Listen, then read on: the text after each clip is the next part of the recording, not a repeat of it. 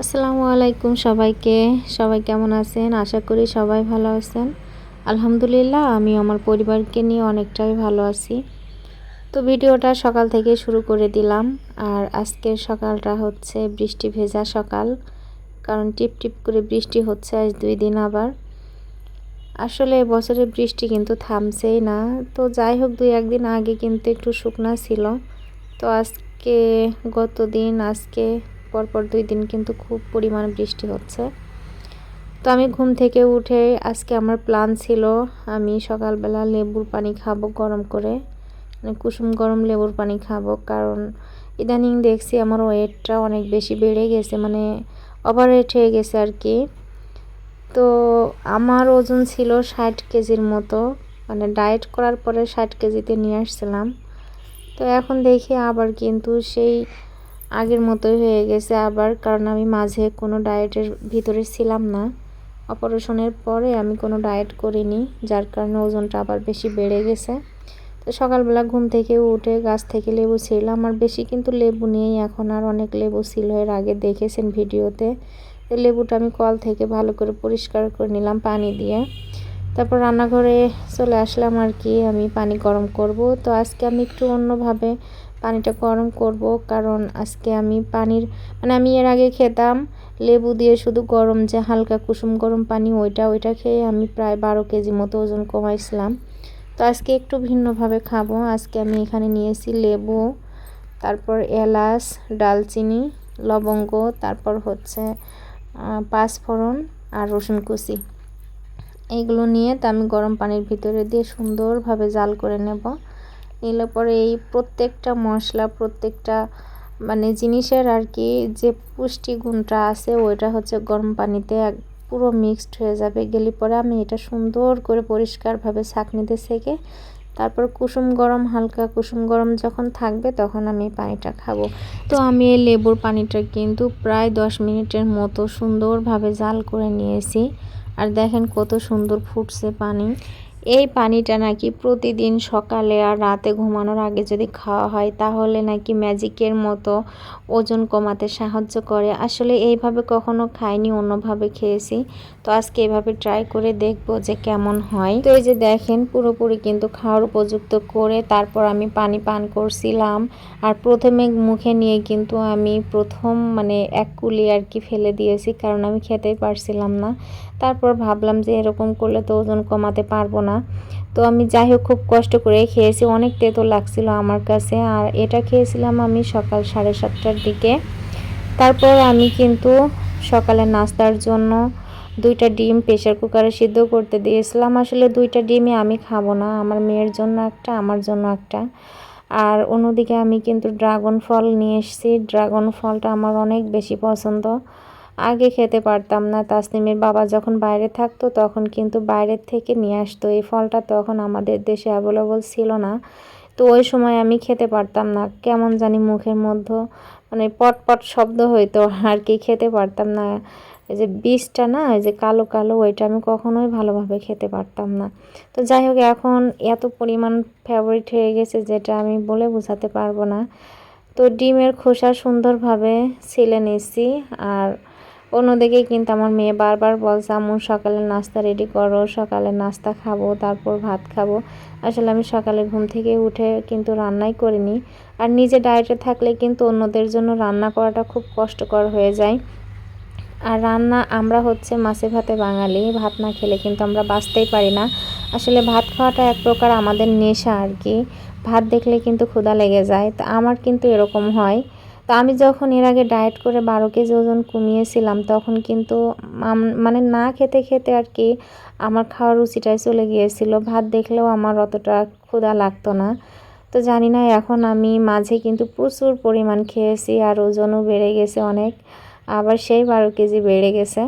তো এবার আমি টার্গেট করেছি আমি 12 কেজি না, টোটাল আমি 15 কেজি ওজন কমাবো। তো যাই হোক আজ সকাল থেকে শুরু করে দিয়েছি, জানি না আমার গন্তব্যে পৌঁছাতে পারবো কি না, তবে আশা রাখছি পারবো, কারণ এর আগেও যখন করেছি। আর ডায়েটটাই এমন, যদি কিছুদিন শরীরের সাথে ম্যাচিং হয়ে যায়, শ্যুট করে, তাহলে কিন্তু এটাই ভালো লাগে। আর খাওয়া দাওয়া বেশি করলে তখন আমার শ্বাসকষ্ট হয়, দম বন্ধ হয়ে আসে। এজন্য আমার ডায়েট করাটা আমার সবথেকে বেশি পছন্দ। আমি কখনো ডায়েট করা ছাড়তে চেয়েছিলাম না। ভাবছিলাম যে আমার টার্গেট অনুযায়ী ওজনটা কমানোর পর আমি আবার আগের মতো কিন্তু মানে পরিমিত খাবো। আসলে ওইটা আমার সম্ভব হয়নি, কারণ আমি অপারেশনের পরে এত পরিমাণ ডক্টর আমাকে খেতে বলছিল, যেটা খেতে খেতে আর কি আমার রুচি বেড়ে গেছে। আসলে যত খাই তত রুচি হয়, আর যত না খাবো তত কিন্তু রুচি কমে আসে। এটা কিন্তু বাস্তব কথা, আর আমি এটার সাথে একদম একমত, কারণ আমি নিজেই প্রমাণিত এখান থেকে। কারণ আমি যখন প্রচুর পরিমাণ খাই তখন আমার আস্তে আস্তে ক্ষুধা বেড়ে যায়, আর যখন আমি খাওয়া দাওয়া কমিয়ে ডায়েটে থাকি তখন কিন্তু ভাত সামনে থাকলেও অতটা না রুচিতে আসে না। মনে হয় যে না, সব সময় হালকা পাতলা থাকাটাই আমার কাছে সবথেকে বেশি ভালো লাগে। তো যাই হোক, বকবক করতে করতে দেখেন আমার ড্রাগনটা কিন্তু খুব মানে একদম পরিষ্কার সুন্দরভাবে আমি কেটে নিয়েছি। আর এই ড্রাগন ফলটা দেখলে যেন আমার কেমন একটা লোভ লাগে আর কি, মনে হয় যে আমি সাথে সাথে যদি খেতে পারতাম খুব বেশি ভালো লাগতো। তো ড্রাগন ফলটা কিন্তু অনেক বেশি মজার ছিল। আমি খেয়েছি, আর প্রথমেই আমি নাস্তার শুরুতেই আমি ড্রাগন ফলটা খেয়েছি। দেখেন কত সুন্দর দেখা যাচ্ছে, কালারটা কিন্তু মাশাল্লাহ। আসলে ড্রাগন ফলের কালারটা কিন্তু খুবই সুন্দর হয়। তো আসলে কিছু কিছু ফল আছে ড্রাগন ফলের ভিতরে, কিছু কিছু ফল যেগুলা খুব বেশি মিষ্টি হয় না, ওইটা আমি খুব ভালোভাবে খেতে পারি না। তো যাই হোক, সকালের নাস্তা এভাবে কমপ্লিট করে নিলাম। তো ড্রাগন ফলটা খুব বেশি মিষ্টি ছিল। এরপর মা মেয়ে মিলে বেরিয়ে পড়লাম শহরের উদ্দেশ্যে, কারণ আমার ঘরে কোনো সবজিই ছিল না। এর জন্য আর কি বাজার করতে বের হলাম। তাসনিমের বাবা কিন্তু কয়েকদিন ধরেই বলছে বাজার করে নিয়ে আসো, তো আজকে সকালবেলা বের হয়ে পড়লাম। তো এটা ছিল আমার বাজার করে আসার ফেরার পথে, কারণ আমি বাজার করার সময় আজকে একটু ভিডিও করতে চেয়েছিলাম, কিন্তু ওইভাবে পারিনি। কারণ এক হাতে ব্যাগ আর অন্য হাতে মেয়েকে সামলানো, আবার ফোন দিয়ে ভিডিও করা আসলে খুবই কঠিন হয়ে যাচ্ছিল, যার কারণে ভিডিও করতে পারিনি। আসলে আমি ওইভাবে লোকের ভিতরে অতটা ভিডিও করতে পারি না, এখনও ওই সাহসটা আমার বুকে কেন জানি হয়নি। তো যাই হোক, এইটা ভিডিও করে দেখালাম। আর এটা হচ্ছে আমাদের ঝিনাইদহ শহরের মানে বড়, সব থেকে বড় যে গোরস্থানটা, ওইটা আসলে এখানে আসলে না মৃত্যুর কথাটা মনে পড়ে। কারণ যখন আমি দেখি শত শত মানুষ এখানে শুয়ে আছে, তখন আমার নিজের মৃত্যুর কথাটাও না কেমন জানি বুকের ভিতরে বাড়ি দিয়ে ওঠে, অনেক বেশি মনে পড়ে যায়। আর এইটা হচ্ছে নার্সারি, আর এই নার্সারি থেকেও আমি অনেক কিছুই কিনেছি, তো সেগুলো অবশ্য নষ্ট হয়ে গেছে, নেই। তো যাই হোক, আমি বাজার করে নিয়ে যখন বাড়ি চলে আসছি তখন এই ভিডিওটা করছিলাম।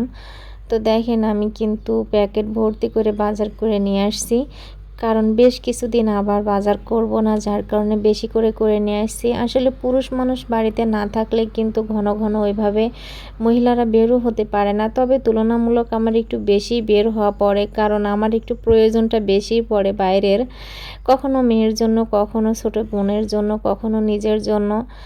আবার এই তো সবার জন্য কম বেশি বের হওয়া পড়ে, যার কারণে আর কি আমি একটু বেড়ানোটা বেশি হয়ে যায় আমার। তো দেখেন আমি কিন্তু অনেকগুলো বাজার করে নিয়ে আসছি। আর এই পলিতে ছিল মাছ, আমি একটা রুই মাছ কিনছিলাম। ভাবছিলাম তাসনিম কিন্তু তেমন কোনো মাছই খেতে চায় না, এই জন্য আমি রুই মাছটা কিনছি যে ওর হালকা করে ভাজি করে দিলে ও খাবে। আর এই যে সিম কিনছিলাম, এদিকে সিম কিন্তু শীতের সবজি, তবে এটা কিন্তু এখন আমাদের দেশে সব সময় 12 মাসি সবজি হয়ে গেছে আর কি। আর অনেক কিছু কিনেছি, আজকে অনেকগুলা বাজার করছি।